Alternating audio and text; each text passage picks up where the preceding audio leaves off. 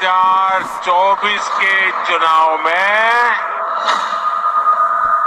भाजपा को वापस लाने का मन बना लिया है।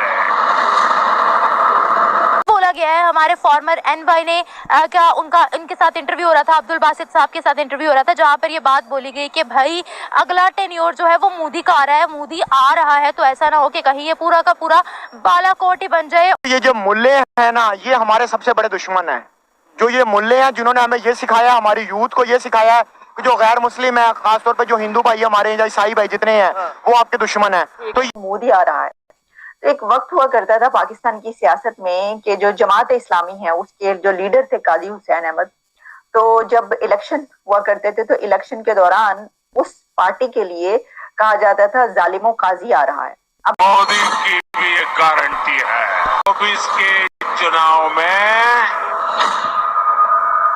भाजपा को वापस लाने का मन बना लिया है। आपको ये बात सिखाई है ना, मैं अपनी यूथ को कहता हूँ, वो सबसे बड़ा आपका दुश्मन है। उस इंसान से दूर रहे जो आपको ये बात सिखाता है।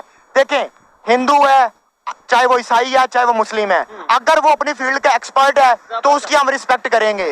हमारे मेन स्ट्रीम मीडिया पर बैठकर ये बोला गया है कि भाई मोदी आ रहा है, मोदी आ जाएगा, तो इसके बारे में पाकिस्तानी अवाम क्या राय रखती है? हो, फ्रांस हो, इटली हो, स्पेन हो, आप कहीं भी देख लीजिए, वहां पर आपको वीडियोस दिखती हैं कि जो पब्लिक कैमरास हैं कि लड़कियां सड़क पे जा रही हैं, लात मार दी उनको नीचे। सब कुछ तो है, क्या नहीं है। अब तरक्की बिजली वाली बात पे ले लें, 2.5 रुपए का यूनिट क्यों है? हेलो दोस्तों, जय हिंद। तो दोस्तों, एक नए वीडियो के साथ आपका बहुत बहुत स्वागत है।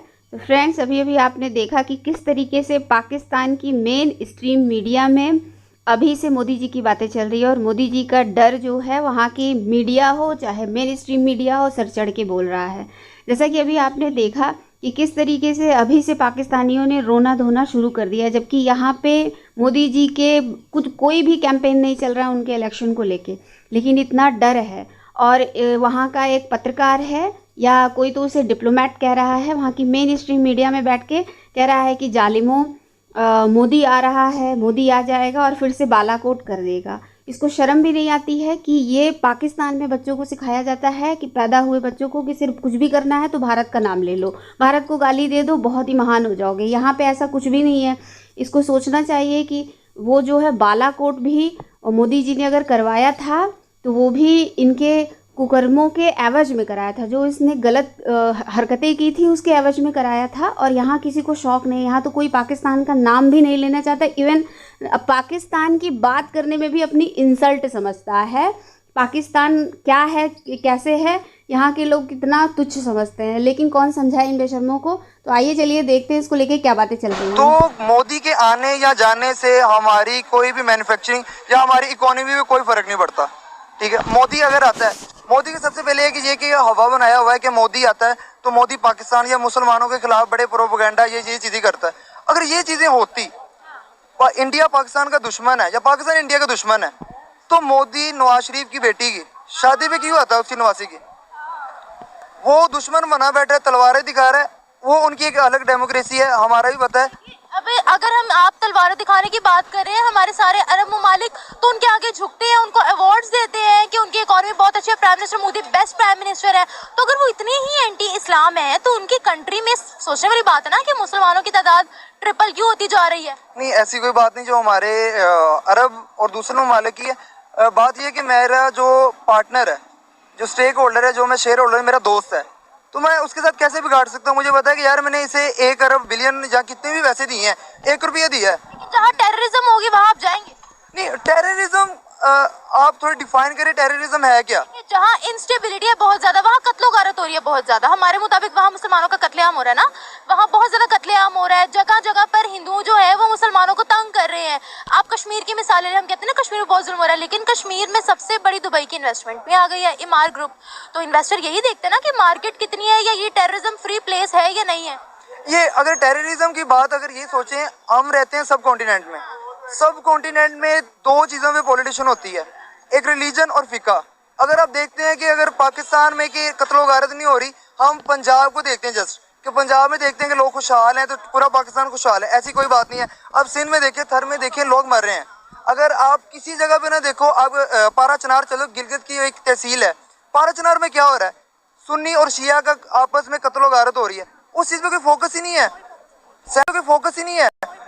75 ईयर हो गया हमारे पाकिस्तान को आज़ाद हुए, क्या हुआ है वहाँ पे? वही इशू है, 75 ईयर हो गए, 400-500 साल पुराना वहाँ के वो कबीले कबाइल हैं, अभी तक गवर्नमेंट की 1% भी वहाँ पे इन्वॉल्व नहीं है।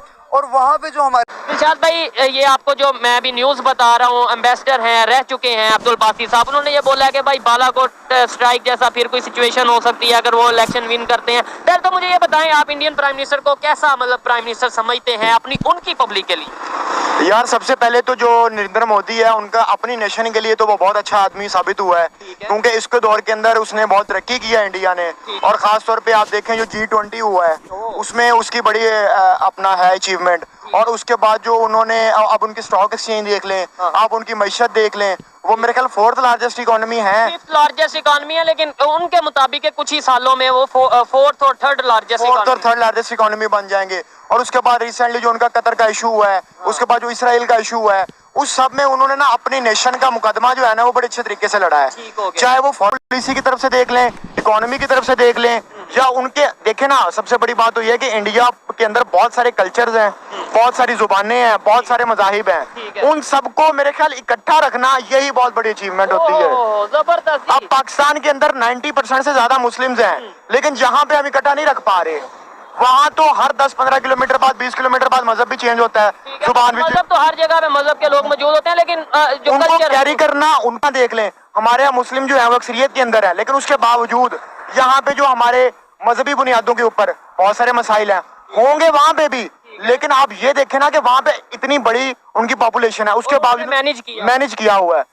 पाकिस्तान के अंदर तो ऐसा जी यहाँ पे मैनेज नहीं हुआ, यहाँ पे तो एक अक्सरियत है, फिर भी मसाइल है। अच्छा दिलशाद भाई, आपने ये बात की कि यहाँ पे 90% मुस्लिम्स हैं या 90% से भी ज्यादा, और वहाँ पे बहुत से ऐसे मजहब के लोग रहते हैं। मेरे ख्याल से जो मैं फील करता हूँ जब उनसे मैं इंडियन से बात करता हूँ या मैं कमेंट सेक्शन पढ़ता हूँ, उनका ये मानना है या उनकी भी ये सोच बन चुकी है कि भाई हमारे यहाँ पे जो भी है वो इंडियन है, हिंदू मुस्लिम सिख ईसाई अपने अपने घरों में या अपने अपने वो उसमें होगा, लेकिन वो सब एक दूसरे को एज ए इंडियन समझते हैं। ये हमारे माइंड में कंसेप्ट है कि इंडिया में मुसलमान भी हैं, इंडिया में हिंदू भी हैं, इंडिया में मुसलमानों पे पता नहीं क्या है, या पाकिस्तान में मुसलमान ज्यादा, यानी पाकिस्तान में पाकिस्तानी होने चाहिए, हिंदुस्तान में इंडिया वाले होने चाहिए, इंडिया में इंडिया वाले होने चाहिए। ठीक है, ये जब कंसेप्ट आता है कि यहाँ पे मुस्लिम है, यहाँ पे हिंदू हैं, आपको नहीं लगता हमारी इस सोच से ही बहुत सा difference? Prime minister Narendra Modi साहब की बास गश्त है वो बहुत दूर दूर तक जा रही है। हमने जैसे इससे पहले भी एक प्रोग्राम किया तो ऐसा लगता है कि वो जालिम हो, मोदी आ रहा है।